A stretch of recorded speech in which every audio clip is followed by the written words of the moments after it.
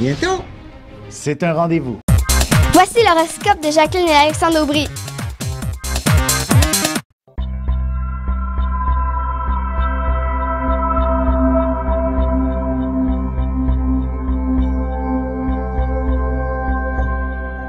Semaine du 21 septembre 2015, allons-y avec les Capricornes, Verseaux et Poissons.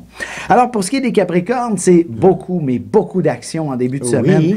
Toutes vos idées, vos projets, tout ce que vous aviez mûri depuis X nombre de temps va pouvoir prendre forme.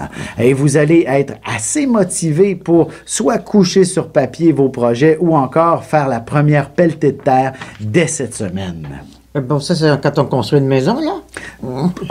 Une carrière, une maison, une relation amoureuse ou même pour reprendre en main sur un plan personnel. Alors, c'est large, c'est vaste.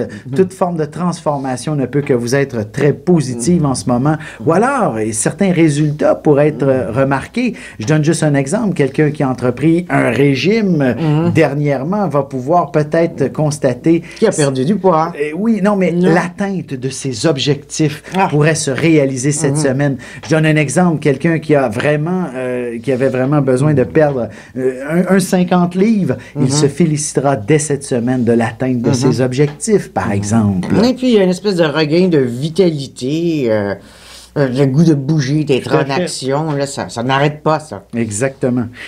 Pour ce qui est des Verseaux, il s'agit d'une semaine assez particulière, je dirais en deux temps. En premier lieu, c'est beaucoup d'intuition, d'inspiration, d'introspection.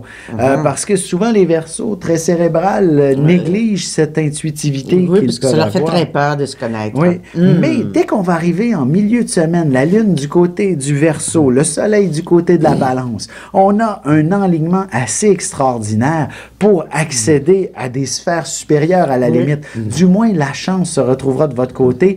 Vous allez peut-être pouvoir parler avec le bon Dieu ou du moins la loi de l'attraction. Et de votre côté, appelez-la. Il ne sait pas qu'il fait ça. À tous les jours de sa vie. Tout à fait. Il ne sait pas qu'il est connecté avec le divin et il ne tait rien. Et que ce soit pour attirer un meilleur emploi, l'amour ou n'importe quel bonheur personnel, ça vous sera accordé vers la fin de la semaine. Pour ce qui est des Poissons, dernier signe et non le moindre, c'est un début de semaine où il faudra davantage mettre l'accent sur peut-être certaines amitiés. On va vous en demander beaucoup et peut-être même d'organiser des événements qui rassemblent beaucoup de monde, que ce soit justement entre amis ou alors des réunions au travail, ce sera assez exigeant. Vous allez devoir sortir de votre bulle. Comme si le Poisson devait tout à tout le monde. Oui, tout à fait. Alors, il y a des gens qui sont pas trop gênés, qui demandent. Ça pourrait être assez épuisant. Le stress sera omniprésent dans tout ça, mais bref, je vous dirais... Attendez, la semaine va passer et justement, vous allez vous retrouver à nouveau dans votre bulle, dans votre monde magnifique dans lequel vous êtes bien confortablement installé et même le week-end prochain sera définitivement des plus agréables pour vous détendre et vivre quelque chose soit en amoureux, soit en solitaire. Il va aller surfer tout doucement sur sa vague. Voilà.